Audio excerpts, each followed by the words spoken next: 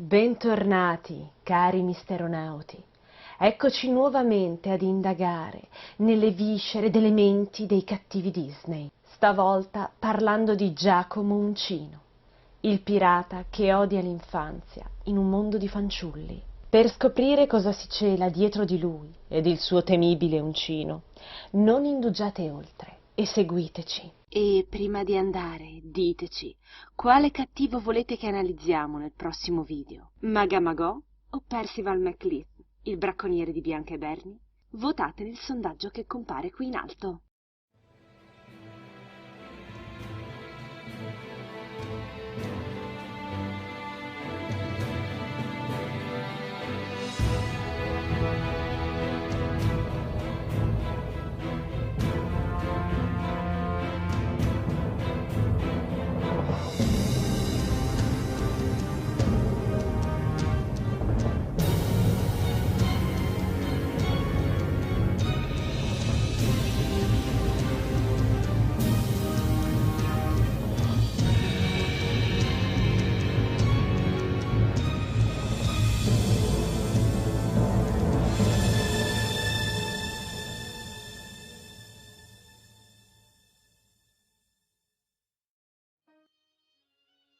Non si può affermare che Peter Pan, 14° classico Disney, uscito nelle sale nel 1953, sia una delle pellicole più ricordate o che maggiormente spiccano nel variegato pantheon disneyano, e anche il villain di turno viene facilmente adombrato da colleghi più sfaccettati, maligni, complessi e di impatto scenico. Per meglio comprendere il Capitano Uncino della Disney è necessario fare un piccolo accenno alla sua controparte teatrale.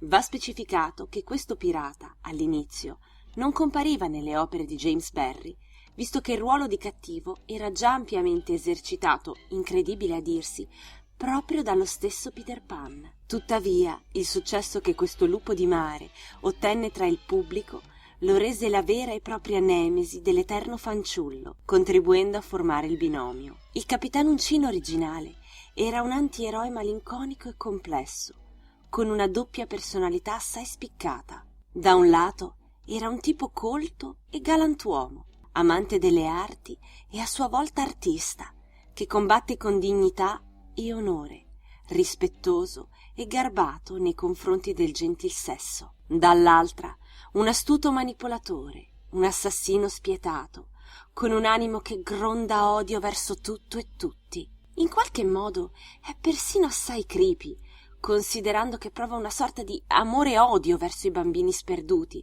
rammaricandosi della credine che essi nutrono verso di lui, seppur da lui stesso provocata, e provando eccitazione nel trafiggere le vittime con l'uncino che ha al posto della mano. Ciò lo rende un villain piuttosto pruriginoso, anche considerando le voci che circolavano sul conto di Barrie riguardo ai bambini. Il fatto che il nome di battesimo di Uncino sia James, lo stesso dell'autore, potrebbe farlo apparire come una sorta di sua proiezione letteraria, ma è meglio non addentrarsi oltre in questa questione che rischia di diventare non esattamente gradevole. Catapultandoci invece sul pirata della Disney, appare chiaro come egli sia una versione molto edulcorata e caricaturale dell'Uncino di Barrie. Esteriormente, il capitano si mostra come un uomo raffinato ed elegante, con tratti quasi da aristocratico e una silhouette importante, in netto contrasto col resto della ciurma, composto da uomini rozzi e grossolani. In questo aderisce abbastanza col suo prototipo. Il suo vestiario comprende abiti sui toni del porpora, impreziositi con rifiniture d'oro, mentre lo spaventoso uncino che ha al posto della mano viene declassato a puro ornamento, addirittura intercambiabile, il che evidenzia la personalità pratica e al contempo raffinata di questo personaggio. E parlando di tale oggetto, è impossibile non restare sconcertati dal fatto che fu Peter Pan a mozzare la mano del pirata, facendoci intendere che a questo giro non è che il protagonista sia uno stinco di santo. Come se mutilarlo non fosse stato sufficiente, Il ragazzo rondone ha pensato bene di dare la mano di uncino in pasto al coccodrillo. La belva acquatica, inebriata dal sapore della carne umana, ha così deciso di diventare uno stalker a tempo pieno, dando la caccia al pirata incessantemente. Analizziamo ora la personalità di questo malvagio. Le sue caratteristiche di base sono in buona misura quelle che accomunano un po' tutti i cattivi Disney, ossia una facciata di garbo e buone maniere che celano un animo inquinato dall'ira e dalla perfidia. In tal caso si tratta di una trasposizione fedele, ma senza mordente, dell'uncino originario, anch'egli abbastanza bipolare. Questo Capitan Uncino è, per l'appunto, più cartonesco, a tratti comico e persino infantile. Consideriamo per esempio che si fa puntualmente prendere per il naso da un 12enne volante e dal suo esercito di bambini cosplay della gang del bosco.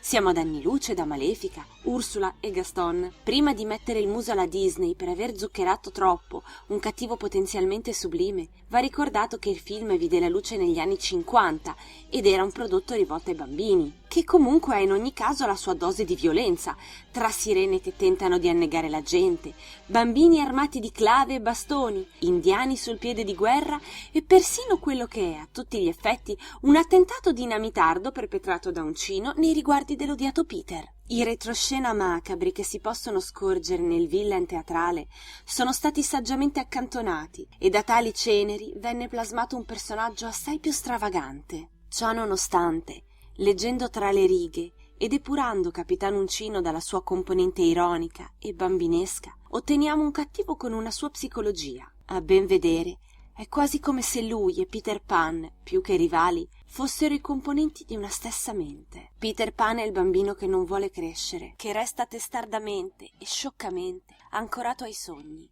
Da un lato, ciò gli consente di volare e di restare giovane, dall'altro lo relega in una sfera emotiva immatura, priva di responsabilità e di vera empatia, come risulta chiaro in varie occasioni. Non esita a bandire trilli senza curarsi dei suoi sentimenti. Impone a Wendy il ruolo di madre sua e dei bambini sperduti, per poi ignorarla al comparire di Giglio Tigrato, e ha pure la faccia tosta di arrabbiarsi quando la ragazzina vorrebbe tornare a casa sua, sentendo la mancanza della propria famiglia. Dal lato opposto del ring abbiamo Uncino, un adulto che odia i bambini, forse perché in loro rivede quello che ormai ha perduto crescendo e non può più volare in quanto appesantito dalle responsabilità. Non per niente egli è un capitano, presiede un ruolo di comando e sempre simbolico è il ticchettio della sveglia che annuncia il coccodrillo, quasi a fare intendere che una volta cresciuti ci si sta anche inevitabilmente avviando alla fine. In tale contesto, la figura più equilibrata, nonché vera protagonista, diventa Wendy, una bambina che, pur amando i sogni e la fantasia, è anche consapevole della propria futura responsabilità. Non la nega né la rifugge,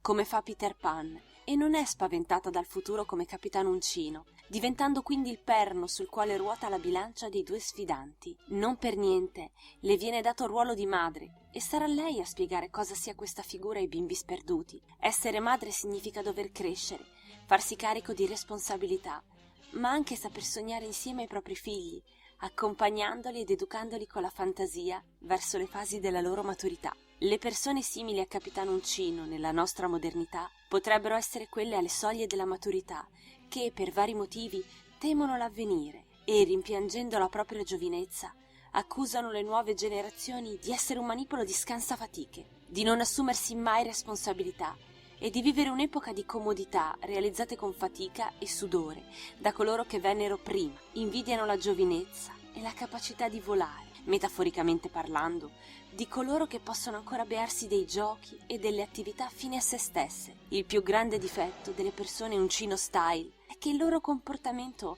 non potrà in alcun modo arrestare il tempo o migliorare la propria condizione. Non arrivano a capire che, anziché scagliarsi contro chi non ha colpe per il loro malessere, potrebbero diventare più efficacemente dei maestri, insegnando ai più giovani ciò che hanno appreso e felicitarsi del fatto di farli volare più in alto, anziché tentare di strappargli le ali.